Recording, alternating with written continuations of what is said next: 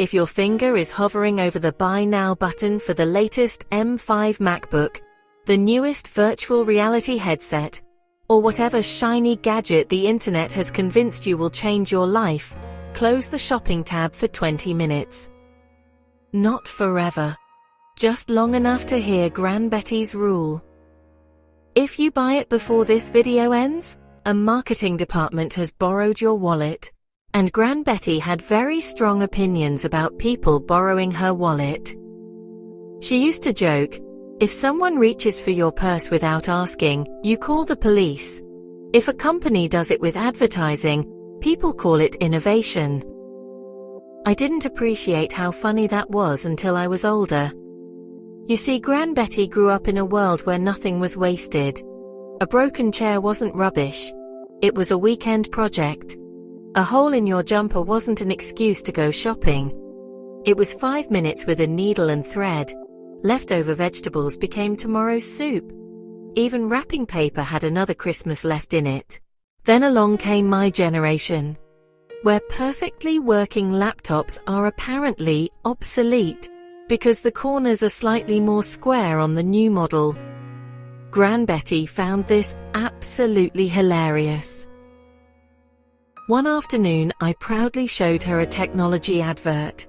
It was beautifully filmed, slow-motion shots, epic music, a presenter confidently announcing revolutionary features.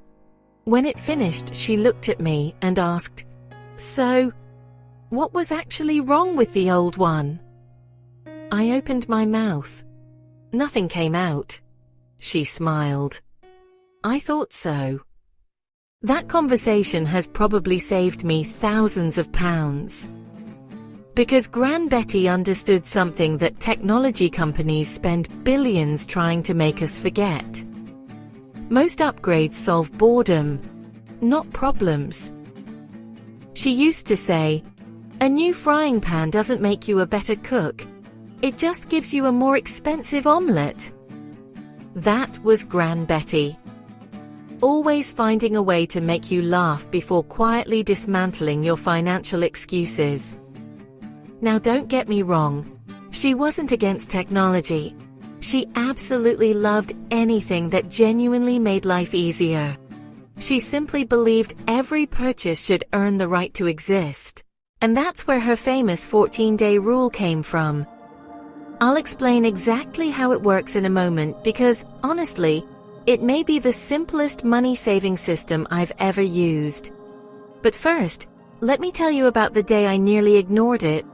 It was late, nearly midnight. You know the dangerous time. You've finished work, you're tired, you've watched 3 YouTube reviews. You've convinced yourself this gadget isn't a luxury, it's practically a necessity. The reviewers all seem so happy. The comments are full of people saying, "Best purchase I've ever made." Your current laptop suddenly feels ancient. Your headphones sound terrible. Your perfectly good phone somehow feels slow. Nothing has actually changed, except your emotions. Gran Betty called this borrowed dissatisfaction. She'd laugh and say, "They spend millions making you unhappy with things that worked perfectly yesterday." Think about that for a second. Yesterday your laptop was absolutely fine. Today, after watching 4 reviews and 2 adverts, it suddenly feels inadequate. Who changed? Not the laptop. You did. Or rather, your brain chemistry did. Gran Betty didn't know the word dopamine. She didn't need to. She understood people. She'd say, "Never go shopping when your emotions are louder than your common sense." Nowadays, scientists explain exactly why this happens. Companies spend enormous amounts of money learning how colors, music, lighting and language and countdown timers affect our decisions. Gran Betty summed up all of behavioral psychology in one sentence. If someone is rushing you to spend money, they're usually helping themselves, not you. So here's the system that saved me. Gran Betty's 14-day isolation. She insisted every expensive purchase had to spend 2 weeks in quarantine. No exceptions, no sneaky peeks, no just checking the price, no watching another 15 reviews, no visiting the website just to have a look. She'd laugh. Stop feeding the craving, and it'll eventually go looking for someone else. The rules were wonderfully simple. Delete it from your basket, close every browser tab, mute marketing emails, unsubscribe from launch notifications, stop watching influencers who already received free review samples.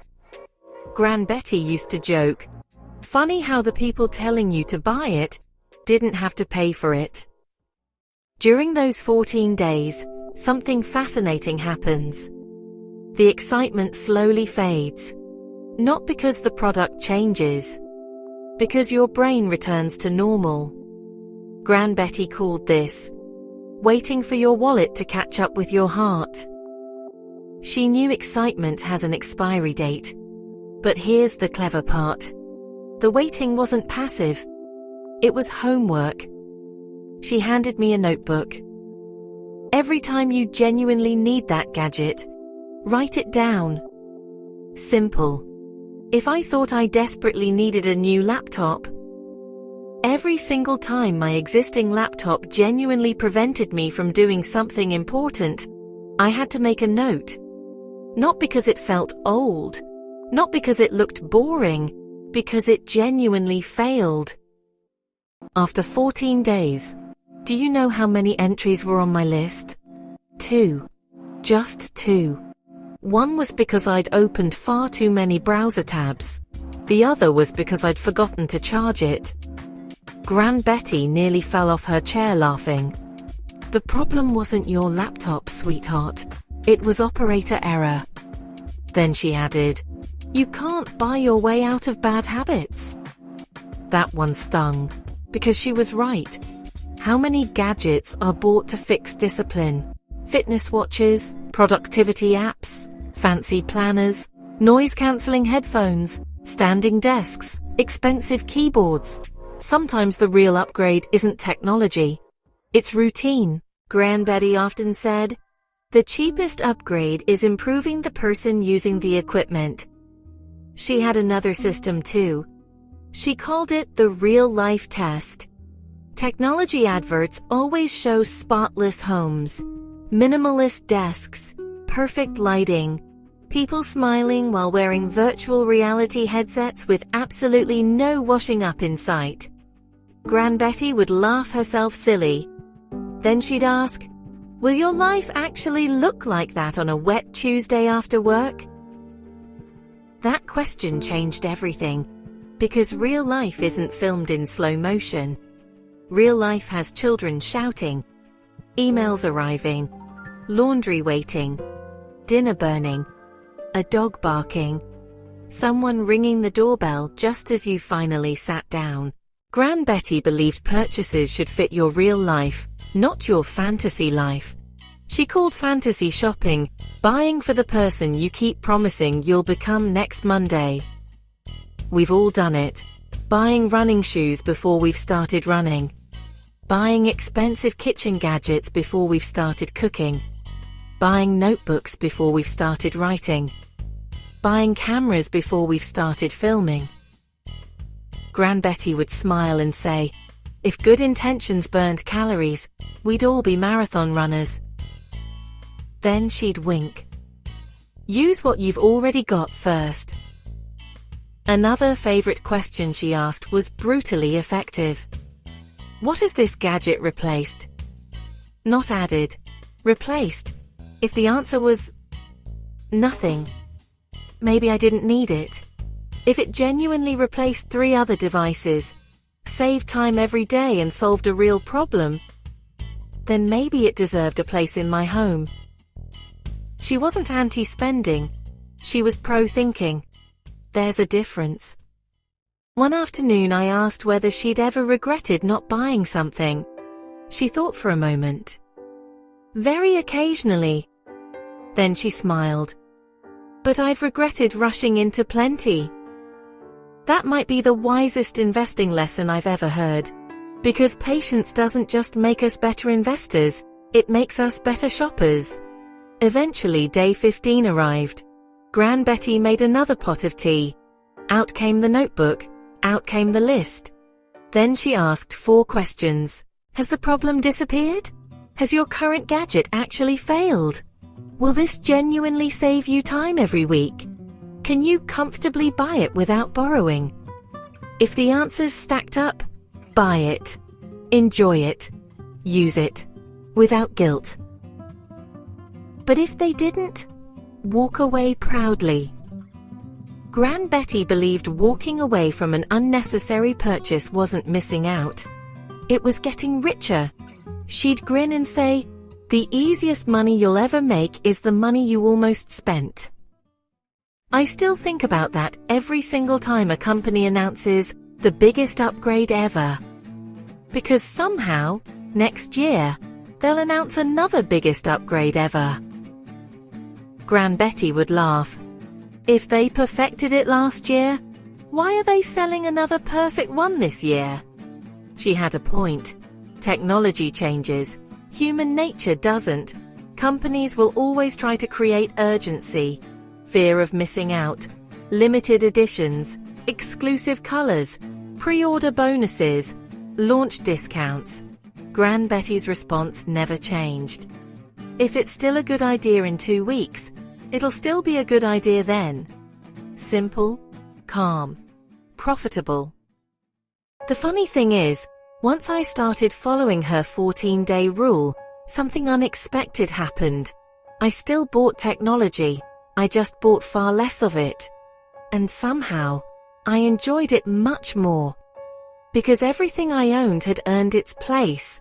There was no buyer's remorse, no guilt, no unopened boxes sitting in cupboards.